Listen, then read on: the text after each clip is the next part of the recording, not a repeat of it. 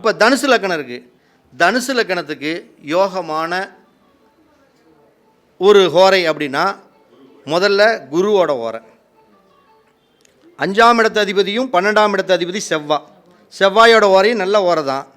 சரி, அடுத்தது 9ஆம் இடத்து அதிபதி சூரியன். அப்போ இதில் செவ்வாய் மட்டும் நல்ல ஓரை தான். ஆனால் அவர் 5, 12 கூடிய ஒரே காரணத்தினால செவ்வாயை கொஞ்சம் ஓரங்கட்டி வச்சுட்டு 1, 4 கூடிய குருவோட ஓரை மிகப்பெரிய யோகத்தை கொடுக்கும். அதே மாதிரி 9ஆம் இடத்து அதிபதி சூரியன் அப்படிங்கிற காரணத்தினால இந்த தனுசு லக்கணத்துக்காரங்களுக்கு குருவோட ஓரையும் சூரியனோட ஓரையும் இந்த 2 ஓரையிலையும் நீங்கள் நல்ல காரியத்தை எதை வேணுமாலும் சூப்பராக செய்யலாம். ஜோராக இருக்கும், கமரவே கமராது.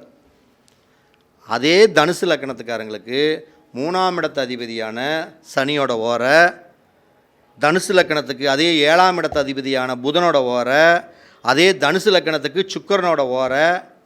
இந்த ஓரை பூராமே கெடுதலான ஓரை.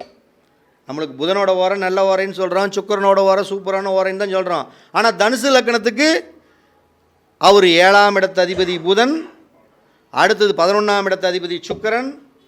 இந்த காரணத்தினால அந்த ஹோரை அவர்களுக்கு பலனை கொடுக்காது.